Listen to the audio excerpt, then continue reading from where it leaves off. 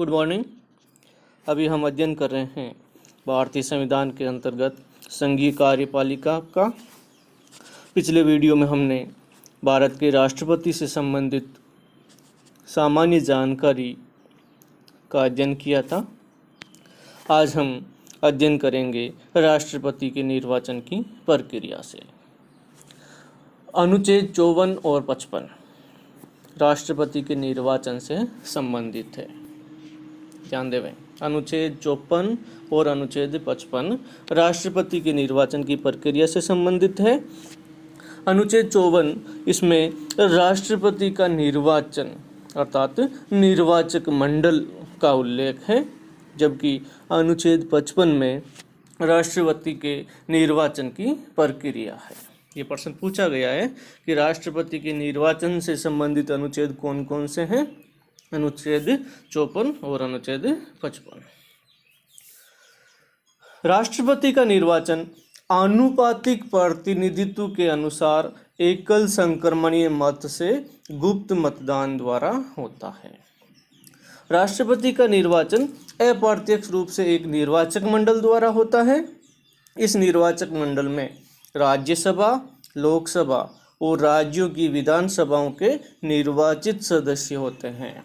निर्वाचित पर ध्यान देवें, मनोनीत सदस्य राष्ट्रपति के चुनाव में भाग नहीं लेते हैं। 70वें संविधान संशोधन 1992 के द्वारा पुदुचेरी तथा दिल्ली की विधानसभा के निर्वाचित सदस्यों को भी इस निर्वाचक मंडल में सम्मिलित किया गया है। निर्वाचन के लिए निर्वाचक मंडल के सभी सदस्यों के मत का मूल्य समान नहीं होता है। राष्ट्रपति पद के उम्मीदवार के लिए निर्वाचक मंडल के 50 सदस्य प्रस्तावक तथा 50 सदस्य अनुमोदक होते हैं। ये देखिएगा, राष्ट्रपति के चुनाव में जो निर्वाचक मंडल है वो अप्रत्यक्ष मत प्रणाली है। संसद के जो 2 सदन है, लोकसभा और राज्यसभा, उनके निर्वाचित सदस्य और राज्य विधानसभा के निर्वाचित सदस्य। राष्ट्रपति के चुनाव का निर्वाचक मंडल, इसको हम इलेक्टोरल कॉलेज भी कहते हैं और इसका उल्लेख इसमें है, अनुच्छेद 54 में है। विधान परिषद के सदस्य राष्ट्रपति के चुनाव में मत का प्रयोग नहीं करते हैं। भारत में राष्ट्रपति के चुनाव में एक विशेष तरह से वोटिंग होती है। इसे सिंगल ट्रांसफरेबल वोट सिस्टम या एकल संक्रमणीय मत प्रणाली भी कहते हैं। सिंगल वोट यानी मतदाता एक ही वोट देता है इसमें, लेकिन वह कई उम्मीदवारों को अपनी प्राथमिकता के आधार पर वोट देता है। अर्थात वह बैलेट पेपर पर, ध्यान दें, यहाँ ईवीएम का प्रयोग नहीं किया जाता है, यहाँ मतपत्र या बैलेट पेपर का प्रयोग किया जाता है। वह बैलेट पेपर पर यह बताता है कि उसकी पहली पसंद कौन सी है और दूसरी तीसरी कौन सी।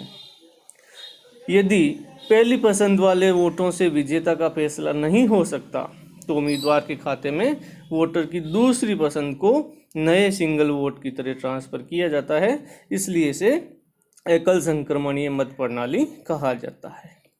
देखिएगा पिक्चर, 3 कैंडिडेट हैं, ए बी सी, एक ही मतपत्र है और इस मतपत्र पर मतदाता ने तीनों को अलग अलग वरीयता दी है। जैसे कैंडिडेट बी को पहली वरीयता, कैंडिडेट ए को दूसरी वरीयता और कैंडिडेट सी को तीसरी वरीयता।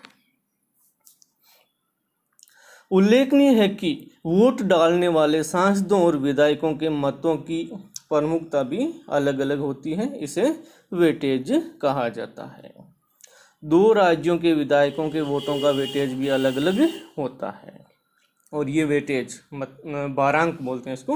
यह वेटेज राज्य की जनसंख्या के आधार पर तय किया जाता है और ये वेटेज जिस तरह तय किया जाता है उसे आनुपातिक प्रतिनिधित्व व्यवस्था कहते हैं।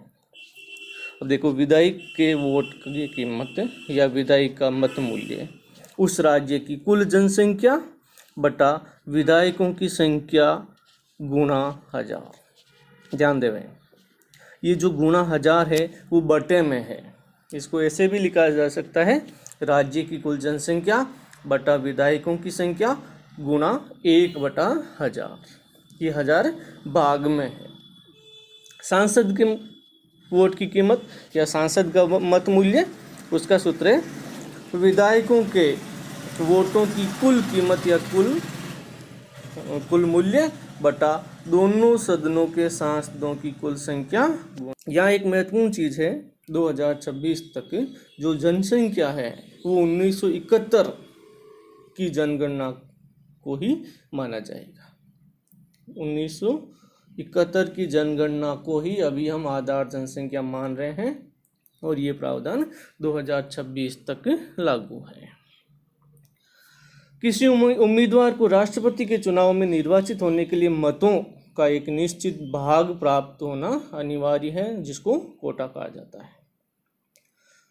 निश्चित मतों का भाग या कोटा है, उसका एक सूत्र है, वो है कुल वैध मत बटा 2 + 1, यानी जो कुल वैध मत है उनका आधा 50% करके उसमें एक जोड़ना है। अब राष्ट्रपति के चुनाव में काउंटिंग होती है वोटिंग के बाद, और उस काउंटिंग में सबसे पहले प्रथम वरीयता के वोट गिने जाते हैं।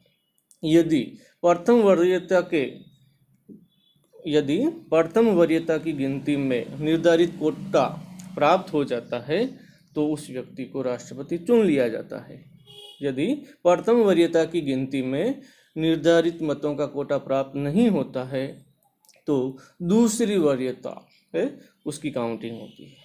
इसके लिए जिसको सबसे कम वोट मिले हैं पहली गणना में, उनके वोटों को उनकी दूसरी वरीयता वाले वोटों में जोड़ दिया जाता है और उनको काउंटिंग से बाहर कर दिया जाता है उस अंतिम व्यक्ति को। अब दूसरे राउंड की या दूसरी वरीयता के वोटों की गिनती होगी। अगर निर्धारित कोटा प्राप्त हो जाता है तो जिसको ये कोटा मिलता है उसको विजेता घोषित कर दिया जाता है।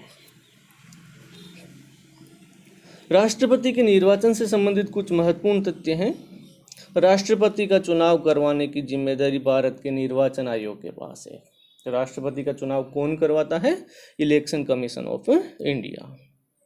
राष्ट्रपति का कार्यकाल 5 वर्ष होता है तथा निर्वाचन आयोग के लिए बाध्यता है कि कार्यकाल की समाप्ति से पूर्व नए राष्ट्रपति की चुनाव प्रक्रिया को समाप्त कर दिया जाए। नए राष्ट्रपति की चुनाव प्रक्रिया को समाप्त कर दिया जाए, इसका मतलब यह है कि पहले राष्ट्रपति के कार्यकाल की समाप्ति से पूर्व ही नया राष्ट्रपति चुन लिया जाए। और यदि राष्ट्रपति के कार्यालय में अचानक रिक्ति हो जाती है मृत्यु से, त्यागपत्र से, तो 6 माह के भीतर चुनाव प्रक्रिया को अनिवार्य रूप से पूर्ण करवा लें। राष्ट्रपति के चुनाव संबंधी विवादों को केवल सर्वोच्च न्यायालय में चुनौती दी जा सकती है। निर्वाचन मंडल में रिक्ति के आधार पर चुनाव को कोई चुनौती नहीं। भारत के 2 राष्ट्रपति डॉक्टर जाकिर हुसैन और फखरुद्दीन अली अहमद अपने कार्यकाल के दौरान ही इनकी मृत्यु हो गई। मोहम्मद हिदायतुल्लाह भारत के मुख्य न्यायाधीश थे जिन्होंने राष्ट्रपति के पद का भी निर्वहन एक बार किया। नीलम संजीवा रेड्डी राष्ट्रपति के चुनाव में निर्विरोध निर्वाचित हुए। तो आज हमने अध्ययन किया और राष्ट्रपति के निर्वाचन की प्रक्रिया से। उम्मीद है ये वीडियो आपको अच्छा लगा होगा। Thank you very much.